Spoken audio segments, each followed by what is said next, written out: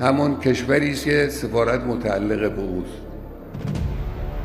niba Isiraheli yararashe kuri ambasade yacu ubwo bivuze ko yataze igihugu cyacu. niko amategeko mpuzamahanga avuga. ubutegetsi bwa Sekibi bwa Isiraheli aho bakoze ikosa rikomeye rigomba guhanwa kandi baraza kubyishyurira. rejime khabis اشتباه کرد. ibi byo bizarangira ryari? Yitwa Ayatollah Ali Khamenei, umuyobozi w'ikirenga wa Iran. Aha yari avuga ko igisirikare cye Islamic Republic of Iran Armed Forces kiri mu bya mbere ku isi bikomeye ko kigomba kwihorera kuri Isiraheli vuba na bwangu. Ingabo ze zatsinda Isiraheli se? Byaterwa n'aho barwanira. Mu bitabo byinshi n'imbuga z'ubushakashatsi nanyujijemo amaso ntegura iki kiganiro, naje gusanga yari afite ishingiro ukuntu avuga ibi. Yari yishinjikirije iki? Reka rifashishe inararibonye asiye kombata General Stanley McChrystal wayoboye ingabo z'Abanyamerika zarwaniye muri Afghanistan igihe kirekire. Umva uko avuga. ubu ibihugu byose biri kwirukanyira ku isoko, batonze umurongo, bashaka kwiharira ikoranabuhanga rivuguruye rikoreshwa muri unmanned aerial vehicle UAV. Ibintu byose bigurutswa mu kirere hifashishijwe telekomande, ubwo harimo drones, Spike, Firefly n'ibindi uri bwumve muri iki kiganiro, byifashishwa mu gisirikare mu kwangiza ikoranabuhanga ry'umwanzi, kurasa ibirindiro by'umwanzi cyangwa ubutazi. Iran n'igisirikare cyayo rero bari mu bayoboje isi inkoni y'icyuma muri iryo koranabuhanga McChrystal amaze kugarukaho. Drone za Iran zamamaye mu ntambara nyinshi zabarijwemo, ni izihe zifite ikoranabuhanga ki rititizize? Rekanye nawe twijyanire mu kirere maze mpera.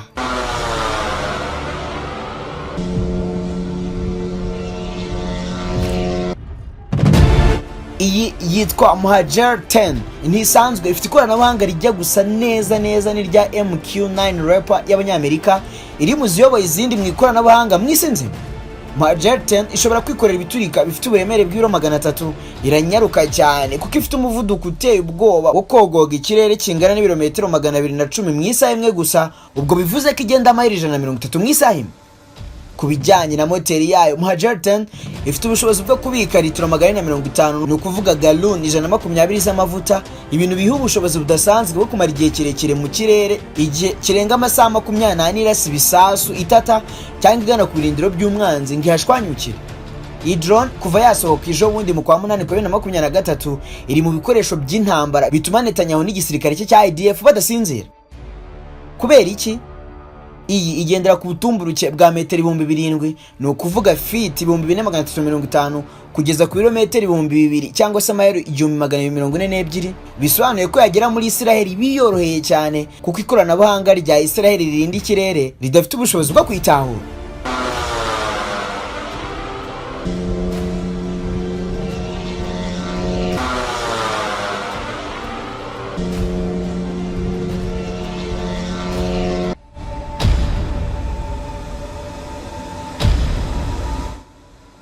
Shahed 149 Gaza.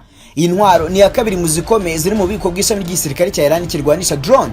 Yamuritswe mu kwa 5 kwa 2021 ihabwa izina rya Shahed 149 Gaza. Kuki Gaza? Bayitiriye Gaza kubera intambara yari imaze iminsi ibera muri aka gace ihanganishije Palestina na Israeli, bayihira iryo zina bagamije guha icyubahiro abayisilamu bose baguye muri iyo ntambara.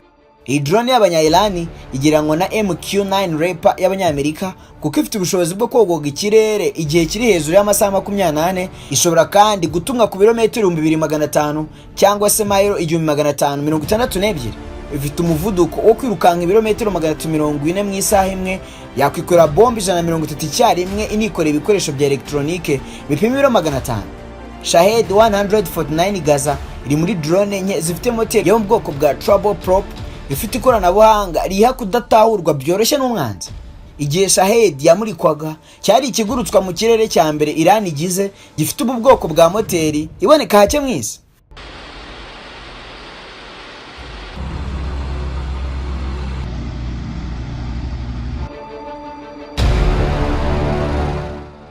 Yitwa Kaman 22.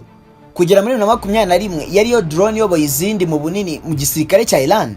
yamurutswe na Islamic Republic of Iran Air Force, ishami rirwanira mu kirere kuwa 4 Gashyantare 2021, ishobora kwiruka ikagera ku birometero 3000 yikoreye ibiturika bipima nibura ibiro 300 maze ikabisuka ku gipimo cy'umwanzi mu buryo buzira kwibeshya ku muvuduko uteye ubwo. Hari icyo ntakubwiye, ubundi igisirikare cya Iran kigabanyijemo ibice bine: igisirikare kirwanira ku butaka, igishinzwe kurinda ikirere, igishinzwe kurwanira mu kirere ndetse n'ikirwanira mu mazi. Intwaro rero nke maze kugarukaho zikoreshwa n'igisirikare kirwanira mu kirere cyitwa Islamic Republic of Iran Air Force. Mu kirere Iran yubatse igitinyiro kubera drone zabo zubatse zina mu ntambara nk'iya Syria, ariko cyane cyane muri Ukraine.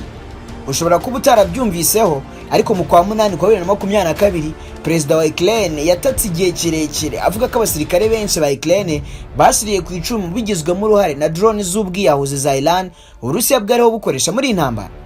Icyo gihe yavugaga ko Iran imaze kugurisha ku Barusiya drone zirenga 400 mu gihe gito cyane.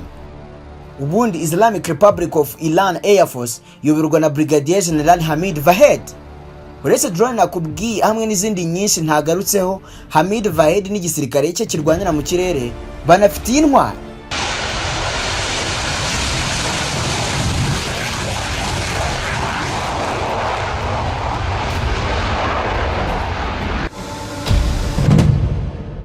Iyi yo yitwa McDonnell Douglas F4 Phantom 2, iri mu ndege z'intambara ziteye ubwoba cyane kuko ibarizwa mu itsinda ry'izitwa Supersonic Jet Interceptor and Fighter Bomber, zitwa ziricya kuko zigenda ku muvuduko uruta uwijwi, zigashwanyaguza ibisasu by'umwanzi icyarimwe, zikaba zanaturitse aho zituma.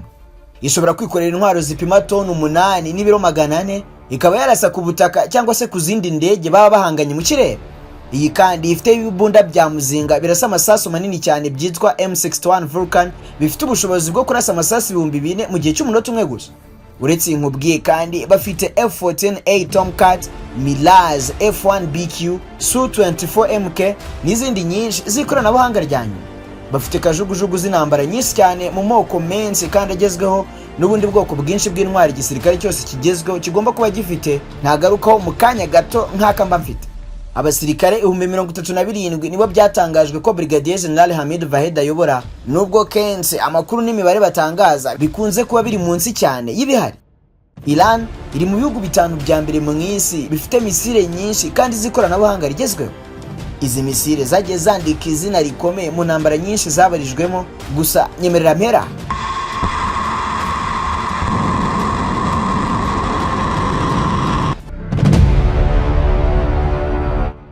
The Fata niko yitwa, ifite ubushobozi bwo kwiruka ibirometero 1400, no kuvuga mayiro 870 ku muvuduko wa Mach 15, no kuvuga umuvuduko munini ukubye inshuro 15 w'ijwi.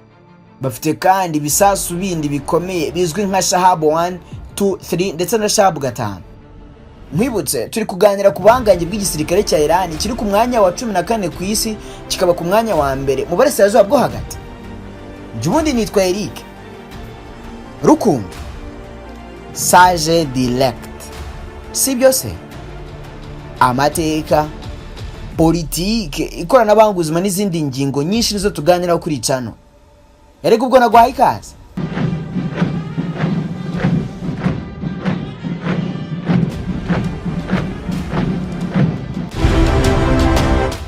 Ku butaka Iran hafite intwaro zigezweho nka Kiri, igifaru cy'intambara kirimo bigezweho, gifite iminwa irasa yo mu bwoko bwa 2A46M imeze neza nk'iy'Abarusi. Iki gifaru gifite kandi toni 51, kikanagira umuvuduko wo kugendera ibirometero 70 ku isaha. Bafite kandi imbunda za bamudahushwa zizwi cyane zitwa Siavash 7.62 x 51mm sniper rifle ishobora kurasa mu birometero 4 na metero 200. Bafite kandi intwaro nyinshi zirimo masafu kabiri, ifite ikoranabuhanga rijya gusa neza n'irya MPT/76 y'Abanyaturuki. Islamic Republic of Iran Army Ground Forces yoborwa na Brigadier General Kumas Haidari, umugabo warwanye intambara nyinshi zirimo n'impinduramatwara. Ubundi Leta Zunze Ubumwe za Amerika na Israeli bifuzaga ko Iran yaba igihugu gikomeye gifite ijambo kurusha ibindi kandi rikubahwa na bose mu burasirazuba bwo hagati. Usibye kugira intwaro ziremereye, Iran inazwi ihame ryiswe no strike first, ukutarasa bwa mbere. Mu mateka ya vuba azwi y'intambara, nta ntambara n'imwe yatangijwe na Iran. Buri gihe kwabaga ari ukurasa kuko Iran yabanje kuraswa. nigeze kubigarukaho ko Iran ari igihugu kiri ku mwanya wa 11 ku rutonde rw'ibisirikare bikomeye mu isi, mu gihe Israel bamaze iminsi barebana y'ingwe iri ku mwanya wa 17 gusa.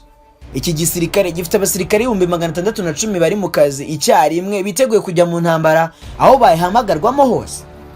Iran ifite reserve force cyangwa se inkeragutabara 350 bikayigira igihugu gifite igisirikare kinini mu burasirazuba bwo hagati.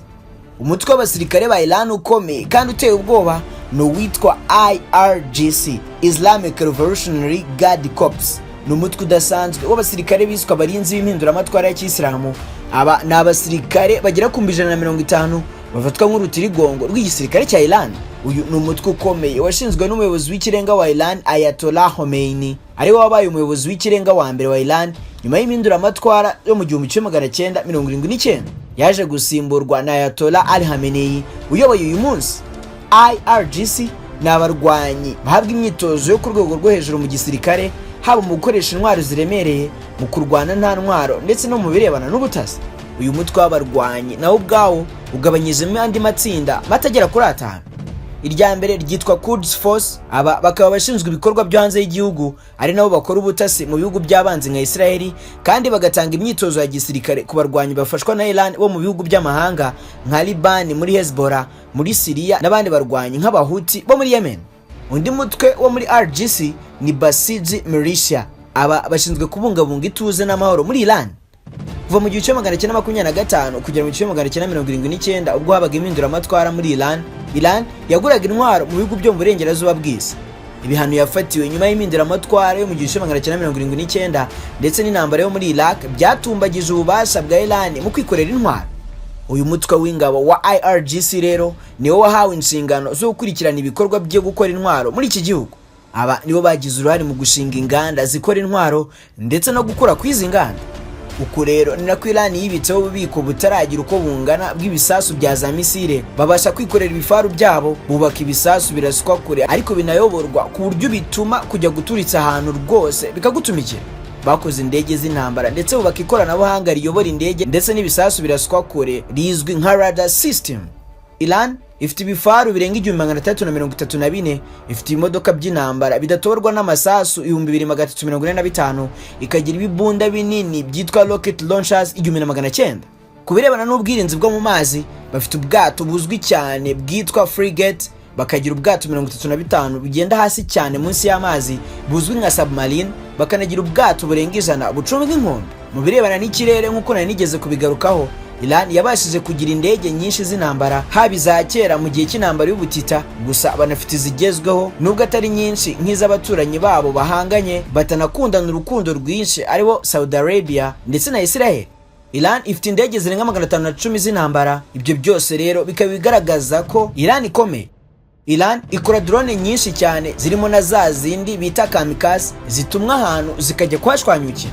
Izi drone bashinzwe kuba barazihaye Abarusiya, zikaba zarisha abanya-Ukraine benshi mu ntambara Abarusiya bahanganyemo na Ukraine, nk'uko raporo zo mu kwa 8 kwa 2022 zibivuga, zigaragaza ko Iran yahaye Abarusiya drone zirenga 400 zo mu bwoko bwa UAV, Unmanned Aerial Vehicle.